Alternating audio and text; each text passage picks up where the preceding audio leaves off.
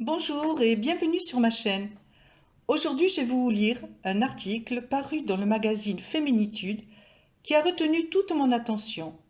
C'est l'entretien de David Le Breton, anthropologue et sociologue, pour qui la marche est un exercice simple et bienfaisant pratiqué quotidiennement. Voici ce qu'il en dit. Le Covid-19 nous a rappelé le prix des choses comme la simple sortie de chez soi, la liberté de marcher, d'où cette fascination pour les lieux naturels après le déconfinement. Une foule de curieux a investi les sentiers, les lacs, les bords de mer. Une fringale de marche s'est emparée même de ceux qui, auparavant, marchaient peu. C'était une revanche sur le sort, un retour au goût de vivre. À la question « D'où vient votre passion pour la marche ?»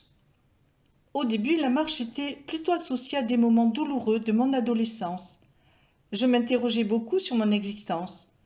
Je prenais mon sac à dos et je marchais. Dans les années 70, je suis partie en Europe de l'Est en autostop. Plus tard, à la fin de mes études, je suis partie au Brésil. J'ai fait le tour du pays avec tous les moyens de transport. Je dissipais mon mal de vivre, je marchais des jours entiers, et c'est comme cela que je l'ai apaisé. Quand je suis rentrée en France, j'ai fini mon doctorat et ma vie a eu un nouveau sens. La marche a été, à ce moment-là, un sas pour me retrouver et donner pleine mesure à ma curiosité. Je marche partout. Je vis à Strasbourg depuis 30 ans et j'aime toujours autant m'y rendre, m'y promener. J'ai le sentiment de n'en avoir jamais assez fait le tour. Sinon, j'aime marcher dans les Vosges, en Bretagne, sur le chemin des douaniers, dans le Jura ou dans les Cévennes.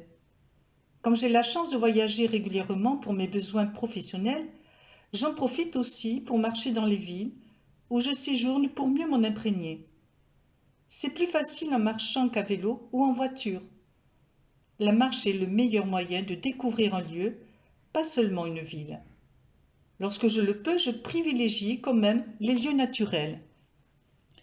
Voici quelques bonnes raisons de chausser vos baskets et de marcher où que vous soyez. Un plaisir en 3 dimensions. La marche sollicite 3 dimensions du temps. Le temps de rêver la marche, le temps de l'accomplir et le temps de s'en souvenir et de la raconter. C'est un désir d'ailleurs de découvrir le monde à pas lents, dans la tranquillité du cheminement, la curiosité. Une fois la marche entamée, vous vous retrouvez dans un émerveillement perpétuel, car aucun lieu ne ressemble à un autre. Vous en revenez changé, vous hiérarchisez différemment vos priorités et une fois rentré, vous repensez aux innombrables moments vécus, aux trésors de rêves accumulés qui donnent envie de revivre cette expérience. Par exemple, j'aime marcher dans le Jura car j'y allais étant petit et j'ai eu envie de revenir là et de revivre les sensations de mon enfance. Au bout d'une longue marche et d'un effort décidé, à sa mesure, c'est une bonne fatigue qui arrive, pas celle du travail qui vous dévore. La marche permet de retrouver une bonne fatigue et un bon sommeil. C'est une réconciliation physique avec votre environnement dans un monde de plus en plus sédentaire. Il m'arrive aussi de courir et de nager. J'adore, surtout après une longue marche. Une baignade dans l'eau fraîche après des heures de marche, c'est un moment de délice.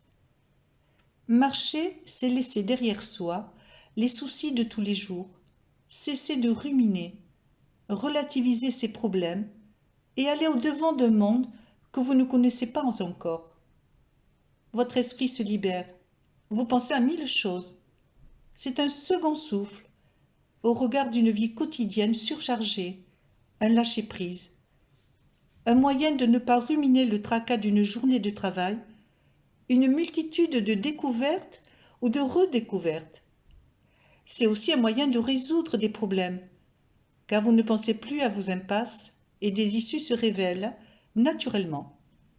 La marche peut être aussi une forme de guérison, un moyen de trouver un sens à sa vie, d'échapper à la dépression, à la douleur physique aussi. C'est un moyen de retrouver ou de relancer le goût à la vie qui fait parfois défaut. Vous pensez à vos amis, à ceux que vous aimiez et qui ne sont plus là. C'est en cela un moment de prière. C'est une retrouvaille avec le goût de la vie. Vous vous en sentez vivant, passionnément vivant. Marchez seul ou accompagné? Pour ma part, j'aime marcher de manière paisible, en flânant, le nez au vent, avec l'esprit qui bat la campagne, attentif à l'environnement, aux animaux, aux végétaux, aux paysages. J'aime marcher seul ou avec ma compagne car c'est un moment de partage.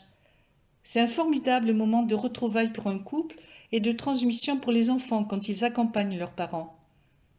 La marche donne un sens au fait de vivre ensemble. Pour les personnes âgées ou pour les femmes seules, la marche en groupe peut être sécurisante. À vous de voir laquelle de ces 3 dimensions vous conviennent.